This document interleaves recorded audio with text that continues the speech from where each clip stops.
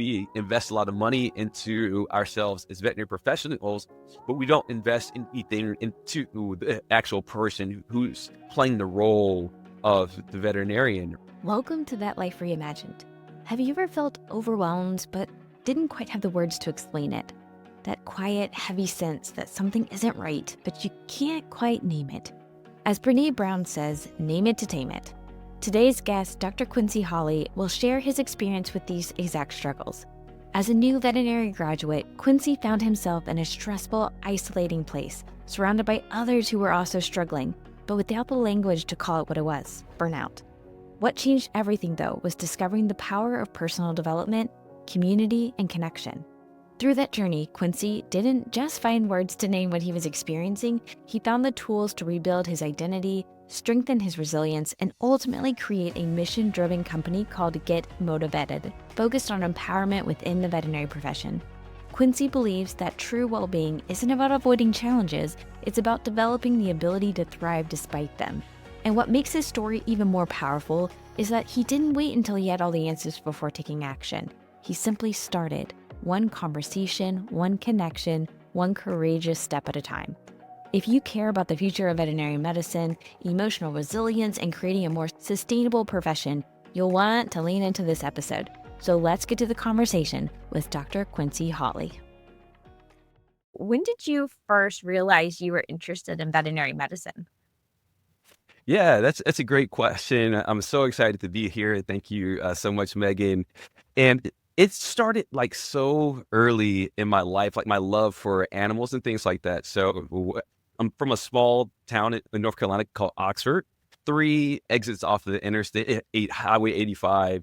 And I was born into a family with over 20 animals. So we had beagles because my dad and their brother, they were big rabbit hunters. We lived on 6 acres, kind of out in the country. And for all of the country people out there, you already know, like if you live in the country, you're gonna see wild animals, and lots of them, typically from reptiles like little lizards and things like that, to snakes and possums and deer and rabbits and squirrels, like anything you could imagine. It came to my yard at some point. And from there, when I went to college, I decided to do animal science, right? Because I just love animals so much. And my freshman year, the chairman of animal sciences, he saw all my GPA, and he asked me if I'd ever thought about going to veterinary school. And that hadn't really crossed my mind. And so I was like, hadn't thought about that. And he kind of set out that path for me to get into that veterinary science and things like that. And so that's kind of like that first inkling of, always loved animals, but that was like my first big thing of I can actually become a veterinarian. Yeah. Well, that actually makes sense because you had mentioned that you had some pretty interesting experiences early on that were part of your journey. And you talked about meeting the director of DEI at NC State at a career fair. And you Yeah. mentioned something about Yeah. having a pitiful resume. And so, Oh my gosh, dude. and If you can even call it a resume, it's like some words on the page, yeah, basically. well, and that makes sense if you didn't really think about veterinary medicine until That's college. right. You That's right. weren't necessarily like super active in getting all of this experience. But since that story kind of resonated with you when we were talking about your career journey, do you mind reflecting and sharing a little bit about that and how you were starting to discover interest and network within the profession? Yeah, absolutely. So after the chairman of animal science is mentioned, the veterinary path in and of itself, one of the big things that he told me was to go get like summer internships. And I had never had a summer internship before. And so I ended up doing like a little summer internship at a small animal hospital in my hometown. And then the next year, I wanted to apply for something cooler. Like I had friends who were going to work for Kraft and Dow AgroSciences and all these cool veterinary schools and things like that. And I was like, I'm gonna give that a shot. And so I applied for like a bunch of summer internships, and lo and behold, like letter after letter after letter of declination came in. So I got 6 letters of declination from all the summer internships I was applying for, and I was pretty discouraged. And I remember talking to one of my advisors in animal sciences. He was like, "Go to the career fair, walk around, see what you can find." And that's where I actually found Dr. Alan Kennedy, who's kind of like my big mentor. He was the director of like multicultural services at the veterinary school and things like that. And he was at a table with Dr. Roberto Morales from the USDA APHIS Veterinary Services. So I introduced myself to them. I got that internship, and I was working with NC State, so I got to go out to the teaching animal unit, work with the small ruminants and stuff like that. It was really cool.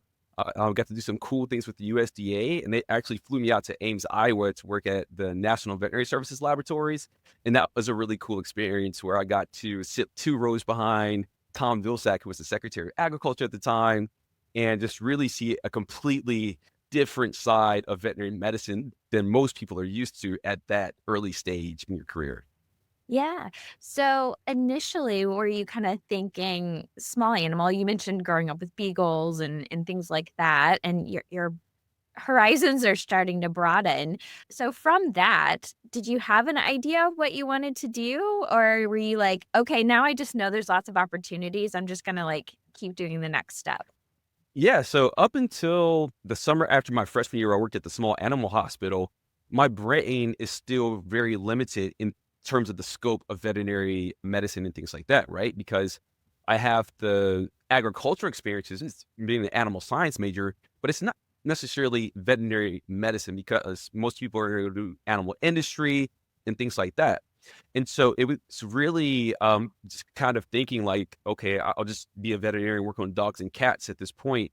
And then when I got that summer experience of going out to the USDA and went to NC State, and Dr. Kennedy, he's a small ruminant and camelid specialist. He's probably like one of the best on the East Coast. And I would ride out with him in the morning to work with on like little small goat farms and things like that. And so I really enjoyed working with goats and sheep a lot more than I enjoyed being in the small animal hospital setting because it's outside and I'm a country boy. I'm used to being outside and things like that. And I was like, oh, I can do veterinary medicine and not be in a tiny like building the whole time, you know? Yeah. Although I mean, from my understanding, your first job out of vet school was in small animal medicines. So what I'm pretty happened? sure. So, yeah. So I got into veterinary school, and I actually did another internship after the USDA NC State one, where I was working with Elanco Animal Health. I was a sales rep basically for their a main dairy product. It's called Rumensin. You more milk per pound of feed, 3 to 4 pennies per head per day. I still remember that pitch a little bit, but I would basically go and interview like dairy nutritionists, dairy veterinarians, and dairy feed sales reps and things like that, right? And at the feed mills. And so it was getting me more and more into the sort of food animal realm. And so when I went to veterinary school, when I finally got in, I was a food animal focused student. So a lot of my experiences in veterinary school are with beef cattle, dairy cattle, swine, goat, sheep, the food animals, right? A little bit of poultry. So in my senior year of veterinary school, doing all the externships, I did this huge dairy externship up in Michigan. So I remember always waking me up in the middle of the night, like boom, boom, boom on the door to do C-sections of cows in the freezing cold. And I just thought to myself, like doing cow surgeries is so cool, first and foremost, but um, there's no way I'm going to be able to do this as like a married man with a family in the freezing cold in North Carolina, like all by myself. And so I graduated from veterinary school and went immediately into small animal. So I really appreciate all of my large animal experiences, but I think small animal just fit a little better, if you will, at the time at least. So, yep, So you had the revelation. Um, I have the revelation. or I think all of us probably have some type of memory, even if it's from vet school. Sorry, you brought back memories for me, like in vet school, being the one student on call, and you get the Oh my C-section in gosh. the middle of the night, and I Yes, remember yes. like holding the innards on the cold floor. Anyway, yes, yes. It just takes one to know, okay, don't want to do this the rest of my life. Yeah, Uh, yeah. But anyway, so okay, so you had your revelation and you graduate from vet school and you get your first job. What is that like?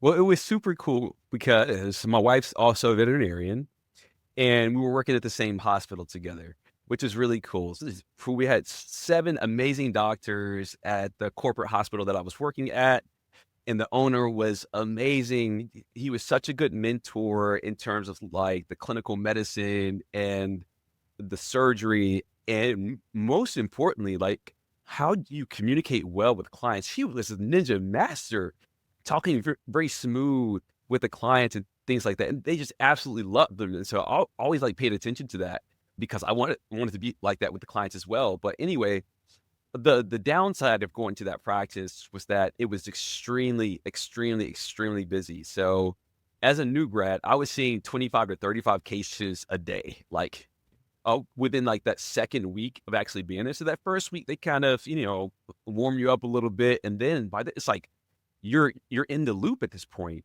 And on my surgery days, I was doing about 5 to 15 anesthetic procedures a day between dentals and actual, like, surgeries and things like that. And the big thing was that because I didn't have, like, a lot of well-being tools and strategies and tactics and resources and principles and things like that, I got burnt out very, very quickly, and, I didn't have the healthy ways of coping. Instead, I actually chose alcohol to deal with that, right? And so, I would literally leave work, go to the first gas station that I would see on the way home, get an alcoholic beverage, I poured it in a cup, and I would drink and drive on the way home, and before I knew it, the days would turn to weeks, weeks would turn to months, and those months would turn to about 2.5 years of living that way, and it was affecting my marriage poorly. My wife and I were thinking about divorce. We had our 1-year-old daughter at the time, and so, it was just a a true subpar life of mediocrity is what I call it, and that lasted through till November of 2016. So from 2013 when I graduated until, like, November of 2016, and it really kinda sucked because that's not why you come into the profession, right? Like, you never really see that future for yourself, but that's where I was? Yeah, and I remember you saying, like, all you knew was you were supposed to show up to work, do the work, and go home, and that Yeah, was it. yeah. Your wife too was probably stressed because she was dealing with work as well, but still, that's hard. So what was it that kind of got you out of this point? That's a great question because if you're one of those veterinarians right now or veterinary professionals who is like me and the rest of my team at that time, there may not be anyone on your team who even understands well-being or burnout or how to help you at all. So I think this is really important. And we were staying like an hour, 2 hours, sometimes 3 hours late, like every single day. There's just a life and you have to be back there at 8 o'clock in the morning. And so for me, ended up discovering what I call personal development, right? Which is just in my opinion, if I had to define it, it's the act of just doing lots of learning and focus and really prioritizing the human aspect of yourself. So, like, we're all veterinary professionals. We study the veterinary science and things like that really hard. We invest a lot of money into ourselves as veterinary professionals, but we don't invest anything into the actual person who's playing the role of the veterinarian, right? Or the veterinary professional. And so, I just really got heavily into that. The first thing that really keyed me off, I remember it was an infomercial. How about that? An infomercial, right? Like, the Gen Zers probably don't know what an infomercial is, but anyway, it was Joyce Meyer, and she's like one of those evangelists, and she was talking about the battlefield of the mind. And I remember her saying something like, "Where the mind goes, the man follows." And she was talking about something called like stinking thinking. And so I just really got into like this mindset aspect. What is the battlefield of the mind? Like, what does it actually mean? And as I went down that path, I discovered more books and more people to listen to through podcasts and YouTube videos. And that was kinda like the main thing that kinda kicked me off into that realm a little bit, and from there, it's just been complete history, right? I'm still addicted to personal development and trying to reach my full potential and just learning skills that allow me to thrive despite the challenges that are thrown at me. And I think that's like the ultimate like key or secret to life, honestly, right? It's like, how do you thrive despite the difficulties? Yeah, this is something I related to as well, because like, I remember the moment I discovered personal development, and some people may laugh at some of these little sayings, but they stick. It's that little sticky reminder that will follow you into those moments of challenge. But, Okay. Yeah. um, Yeah. and the Mhm. reaching outside of veterinary medicine sometimes for Yes. that Yes. perspective, I think is also helpful because that's where I started. Like, I wasn't picking up veterinary books. I was picking up these, you know, motivational speaker kind of books and Yeah, things, exactly. and it just kind of puts you in a different frame of mind that allowed you to Yes. kinda step back for a moment Right. and look at it from a different angle so that you could make a different next move. Yes. Yes. I think like personal development, it's a door that leads to more doors, and behind each door is something awesome that leads you it's like it just branches out, right? You meet one person, and then that person maybe can introduce you to other people who can also who have like a message or a lesson and things like that. And so it just became this huge like branching out experience where it just really opens up life. And I'm so glad I discovered it. I will always talk about this and encourage other people to discover personal development. And one of the books that I discovered early on was The Science of Getting Rich by Wallace Wattles, because a part of like my personal development journey was wanting to do better in my finances, in my relationships, with my health, the full picture. And he also wrote a book called The Science of Being Great. And that book has just been astronomical to me. And there's a quote in the book where he says that man is formed for growth and he is under the necessity of growing. It is essential to his happiness that he should continuously advance, and that life without progress becomes unendurable. And the person who ceases from growth must either become imbecile, like stupid, or insane, and that the greater and more harmonious and well-rounded his growth, the happier man will be or people will be. And so I really took that to heart. And I have Wallace Waddle quotes in every single presentation that I do because they had such a astronomical impact and a positive impact on my life. And so I love to share those things. Yeah. Well, and you started talking about, just influences in life, and I feel like that might also be a little bit of a theme for your story definitely, but a lot of stories. I'm actually writing an article about this. So you're also while you're working, you kind of get a unique opportunity too to join some different organizations and Yes. start to get involved with some AVMA things. And so kind of interesting enough, I think I have the date right, around 2016, you get nominated to be president of the North Carolina Association for Minority Veterinarians. And Yeah. I did not know this. So is this still the case? Is North Carolina still the only state to have a minority vet association? Yeah, we're still the only one, and the president is Dr. Andrea Gentry, also North Carolina A&T graduate and a NC State CVM graduate as well. And she's amazing, doing amazing things with the organization. Yeah, Yeah. So do you mind sharing a little bit about how you got involved there and then all of the yeah. like trickle down connections to the Oh my gosh, there are like so many. It's like an intricate web. We need like AI to like draw out a tree or something like that. Okay, so I used to go to the meetings. The NCMA, I have like 2 meetings each year, like a fall and a spring meeting. And Dr. Kennedy, my mentor from earlier, from the internship, the small ruminant guy, right? He was the president, and so he would always invite us out to the meetings. And so I would go to the meetings. It's a great opportunity to network. We would have like a speaker come in and do like some CE credits and things like that. And one of the speakers was I think her name was Beth Sabin, Dr. Beth Sabin from the AVMA. She came down and she was telling me about the emerging leaders opportunity to go up to Illinois for the Veterinary Leadership Conference, and I applied for it, and I ended up getting that position.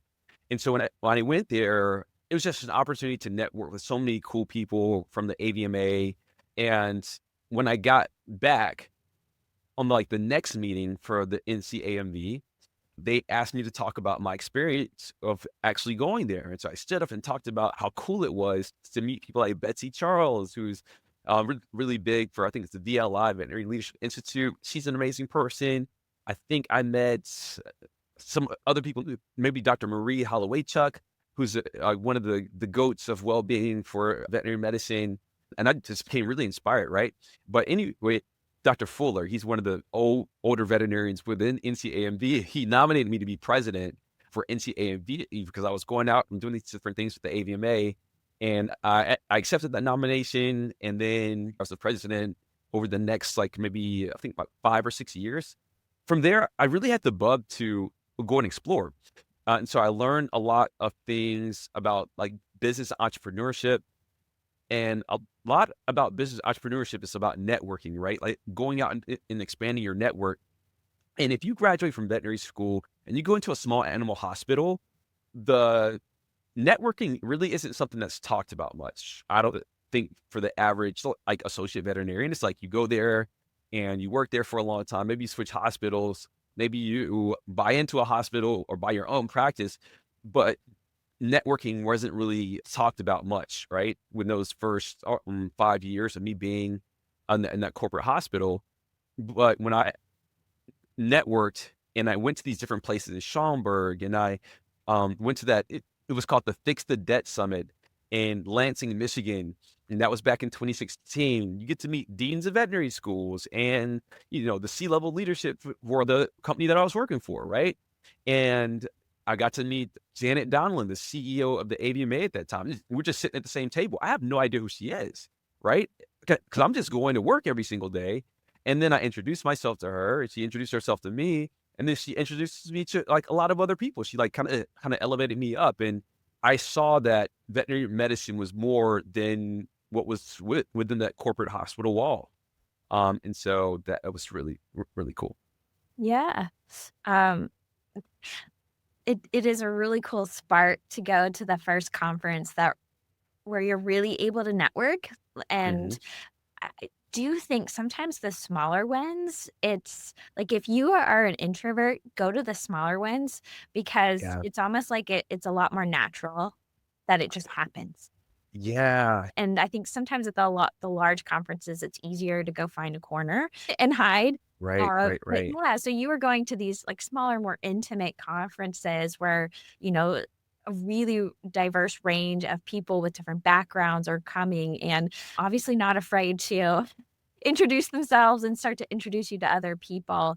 And I think people actually like to introduce people. Yeah. Like, you know, that Especially in vet med. like, Yeah. yeah, that's a really cool part of your story. Now, we're starting to, like, feel better. We're going into personal development, but you have, like, a really big career pivot too. So how does that happen? How do you start to pull together everything that you're getting from personal development, the networking experience, your mind is being brought in by entrepreneur ideas? Like, how does that start to influence your next choice or decision and steps? It's very simple. So the personal development, it literally saved my life, right? Like I was having suicidal ideation, um, just from feeling so just like, is this all there is? Like stuck in that burnout and just overall poor well-being, and alcohol is so tough. It's really bad. It's really bad if you're are struggling and you're using that to make it better, right? Trying to put out a fire with gasoline, basically, right? And so I have nothing against alcohol, but it was horrible for me. Looking back, but since personal development was that thing that saved my life, and I knew that other people were struggling, I felt obligated to share much of what I was learning with other people who were out there, and especially for veterinary professionals. And so I basically extrapolated a lot of what I learned because, like, if you look behind me here, you see this bookshelf with all these different books on it, and my PlayStation. I love PlayStation too, love video games. But anyway, on the very bottom, before that's the only level of that shelf that had books on it, and they were all my veterinary textbooks, right? And so since 2016, I've accumulated probably over 200 like books at this point.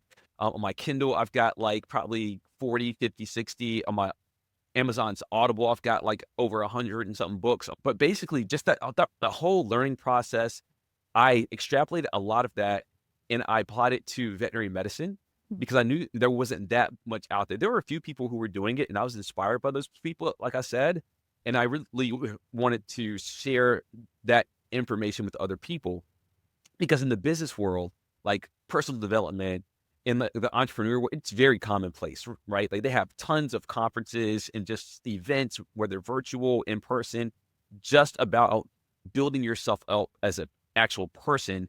And the only one that I experienced in veterinary medicine was the Veterinary Leadership Conference. And there were only like 300 people there. And so there's more than 300 people with vet med.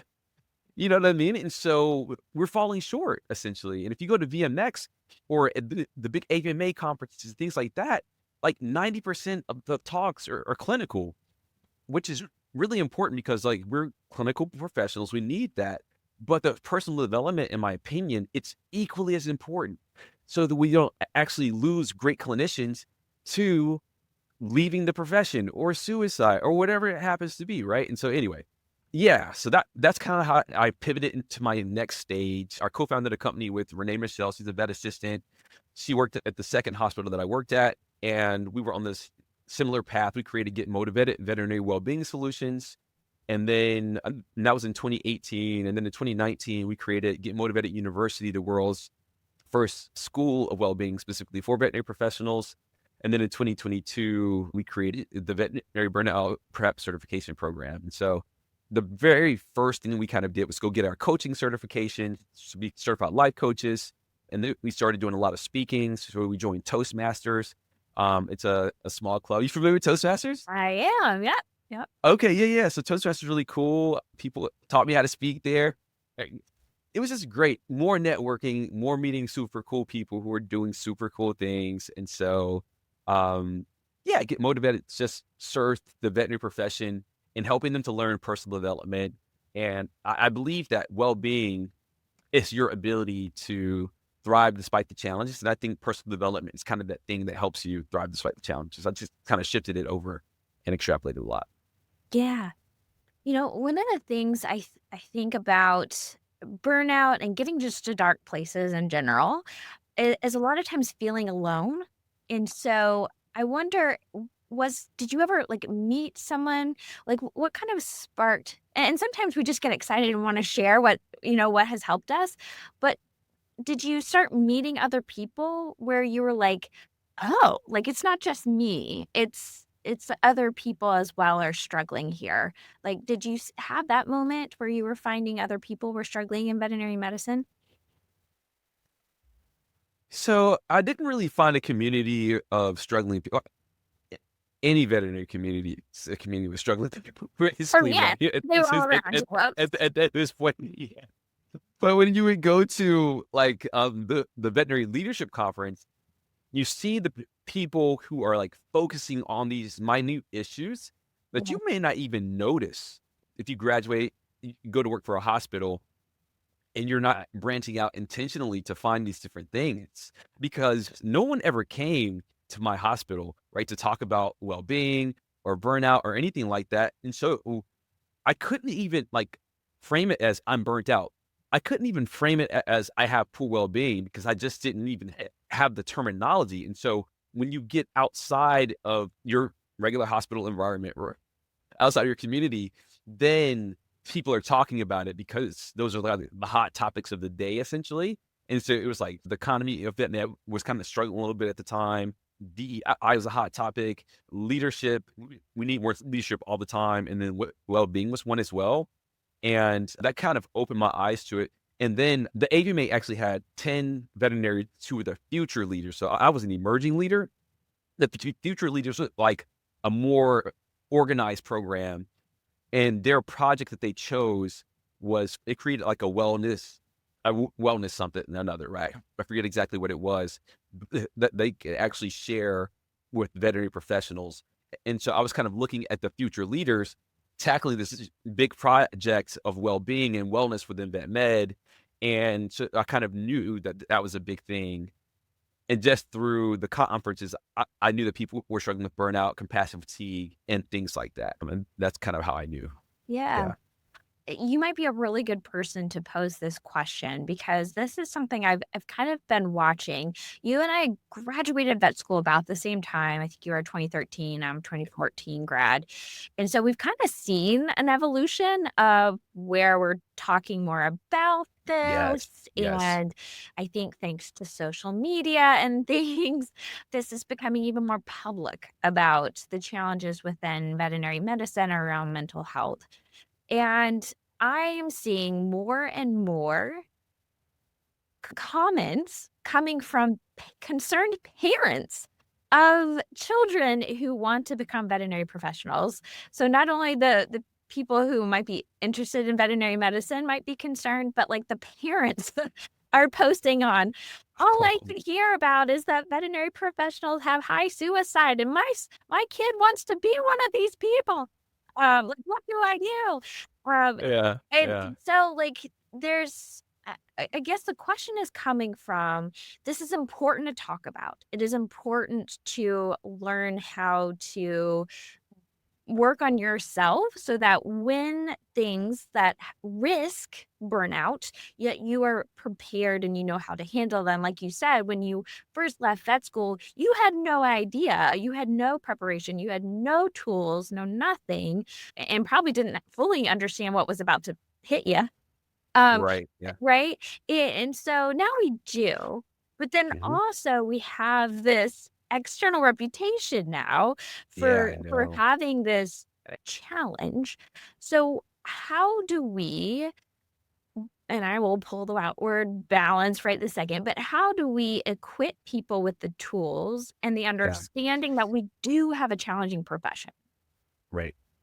But it's Yeah. I also a profession we love and is very rewarding, and that we don't need to discourage people from coming into it. We just need to prepare them when they come in. And maybe you can tell me what your thoughts are, where we are right now with well-being and in the profession and the appearance, the reputations and things. But so feel free to comment on that first, but then also like what can we sure. do next? What do you see as kind of the next phase of this area?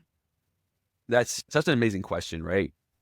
Because it's partially frustrating a little bit because we are literally losing people who would have become veterinary professionals, maybe veterinarians, and would have been great at the job, but they are deciding to go elsewhere because of the well-being stuff.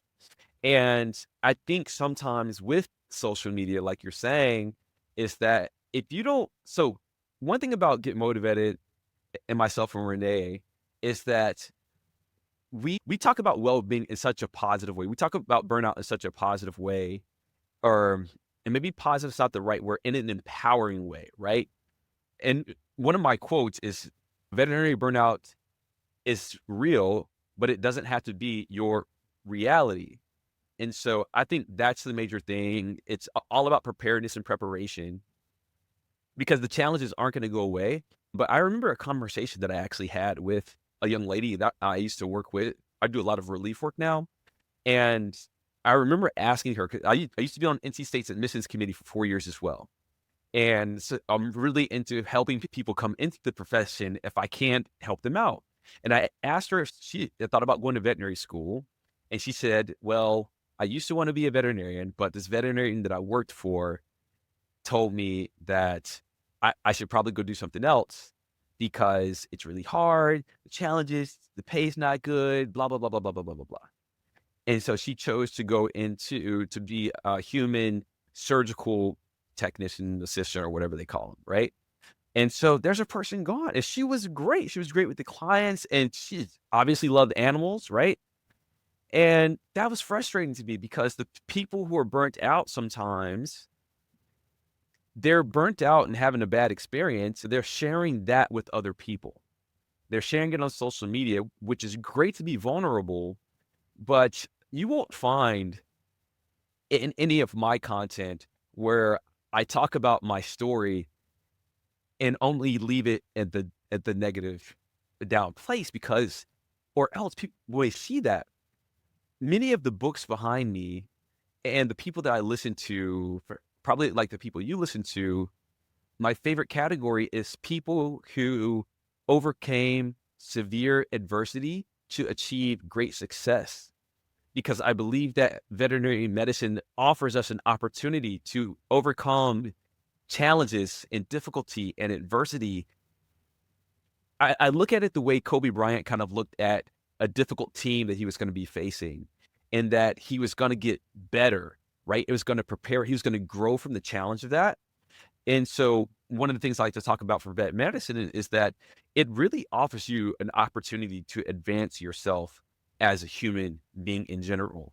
There's so many difficulties about the profession that if you can prepare yourself well and find ways to actually thrive despite those challenges, that it makes life outside of veterinary medicine even easier because I think that just being a human in general is a little bit um I'm not gonna say easier, but it's different than veterinary medicine, and that veterinary medicine comes with a lot of challenges just by its very nature, right? Sometimes pets die, you're doing surgery, sometimes those surgeries go poorly, or maybe you make a mistake because there's so much to learn, and the animals can't talk to you and tell you that it's this part of my body that's hurting or whatever. And so on the euthanasias, right, which can be something that lifts you up for some veterinary professionals, something that kind of pulls you down depending on who you are.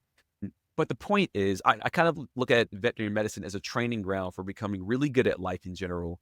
And yeah, I like to encourage people for all those parents out there, if a parent finds himself here at this podcast, I don't think that burnout has to be the experience of anybody in veterinary medicine. I think that anyone can overcome burnout. I think it's got to be a thing where you prioritize yourself and you have to take action and you actually have to go do something, right? I think you just could continue to show up as you have been. Maybe you get lucky and things just get super easy, but I'm not worried about easy or hard. When I go into a hospital these days, I'm like, whatever it is, it's not going to decrease my well-being, and I've got the tools to back that up, Yeah. I'm ready for it. I like that term empowered. And I know Yeah. maybe it's me, maybe I overuse it, but I think that is such a strong word in that it doesn't put us in a victim mindset. It puts us in a, okay, like, let's look at the situation. What can we do next? Right? Like, what do we Yes. have to work with? What are some options? Because I truly believe that there are options. Like, Yes. maybe they're not all amazing options, but there are options. Oh, for Uh, sure. Yeah. and I think that veterinary medicine, and maybe this is what you're kind of going with too, does allow us to have lots of options. Like the example that you gave with euthanasia, where euthanasia may just put one person in a terrible mindset, and another person looks at it as like, I feel like I am giving this family the best gift possible. That is Yes. good data. Like if you Yeah. Yes. which version of you go away from the one that you are not and go towards the one you are? And I Yes. think veterinary medicine allows us to have those opportunities. And the other thing is, there are individuals who are really, really good human beings in our profession. You talked about meeting some of these. A lot of people love to introduce, especially if you're young, like people love you. Yeah, exactly, right? Yeah. um, they like introducing, right? Because I think it's a profession where we're very caring. We come into it because we care about a bigger purpose. And so those are really cool individuals to be around. And I think Yes. with all those options, with good people around you, you're able to get in the right direction. And on top of it is you still need to work on yourself. You still have to take that empowerment and do something with it. And if you're combining understanding yourself, you can start to find the path in a world of options. If that makes Yes. Absolutely. 100%, 100%. Yeah. Yeah. Well, I know we're about to run out of time. So, where you are right now in your career, you're still doing that motivated, you're doing some relief work. What are you kind of excited to be working on right now? And what are you excited about with your personal future, but also the future of veterinary medicine? Oh my goodness. So right now I'm excited about my family. Like I have a 1-year-old. We just turned 1 a couple of days ago on the 17th. And so I'm really excited about spending as much time as humanly possible with baby Atlas, right? And then I've got a 6-year-old daughter and a 10-year-old daughter as well. Just spending a lot of time with them. In terms of with Get Motivated, I'm so excited about continuing to grow the Veterinary Burnout Prep Certification Program. We've got like over 1,200 people in the program at this point. Lots of people who are coming through and they're getting results both like quantitatively and qualitatively, which is great. So they're feeling better. You had some people come back to the profession after taking the program, and some people who were thinking about leaving the profession, and now they're staying, and not only staying, but having like better experiences. And that just, it really just lights me up, right? Because I know that the stuff that we're teaching, that they have agency basically, right? Because the profession may not change, but you can change your experience essentially. And then we've also got our Veterinary Burnout Preparedness Summit of the Year coming up, which will be our second annual. So we did the first one in February of 2025, and the second one will probably be around February, March, April of 2026. And so we're planning for that right now. Really excited about it. It was a 2-day event last year. We had some really cool speakers like Amy Newfield, Michael Shirley, Tom Seco, and CJ Burnett come in to speak as well. Myself, Renee, Dr. Sonia Olson is really good wellbeing person too. So we'll have different speakers this year, more than likely. It's some really, really cool speakers. Hopefully, Megan Sprinkle will be one of our speakers this year at Summit of the Year. But I'm really excited about just continuing to find new and creative ways and entertaining ways and exciting ways and positive ways that feel good, right? To share everything that I know about burnout, preparedness, well-being, and Dr. Feldman talks about mental health.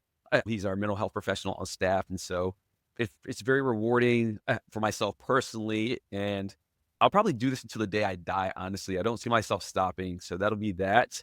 And then in personal life, we're going to Japan in the spring. So that's exciting. It'll be my first time like going truly intercontinental. So I've been like Barbados and Costa Rica and Nicaragua and Panama before and Jamaica, but never truly to another continent. So I'm really looking forward to that in the spring. Yeah. That is super exciting. That's another way to, we talked about kind of stepping back and being able to reflect. Yeah. Traveling to a whole different culture is also a Yeah. great way to step back and just listen and reflect and all the things. So I'm super excited for that trip for you. Well, I think you already kind of shared a little bit about gratitude. I usually like to end on gratitude, but if you, well, I'll end with a slightly different question. Let me see how I want to Sure, ask okay. this. And that is like thinking back on your personal journey so far, what do you think is one, I won't say it has to be the top because that's too hard of a question. Sure. What is one piece of wisdom that you would give others in veterinary professional to have a happy and fulfilling life like you are right now, where you're full of gratitude, you're in a place where you're like, I want to do this until I die. What piece of advice would you give to people who are looking for that? Yes. So number one, and just remembering that vet med, it does not suck, right? I still believe it's one of the most rewarding and prestigious professions on the face of the planet, with so many opportunities to fill yourself up, to fill your cup. Um, there are like two skills that I would just throw out there for people to really go on a deep dive on these. But the first one is mindfulness, right? Your ability to really be in the present moment. That allows you to enjoy that puppy that's in front of you, right? And then perspective, right? Perspective is that thing that allows you to get better instead of bitter from the challenges that you're facing, and to see opportunity where others see chaos, right? And where maybe you saw chaos before. And so as you're going through the rest of your life and veterinary career, to take extreme amounts of agency and to realize that you have more control over your career and the trajectory of that career and how that experience actually feels, then you may actually realize at this moment, and the moment you really grab the experience by the horn, so to speak, and just really go down that path, keep listening to Megan's podcast, keep listening to all the podcasts that you can find, and just keep learning and growing and expanding, because I believe that if you're really looking for it, that the right things that you need will come to you.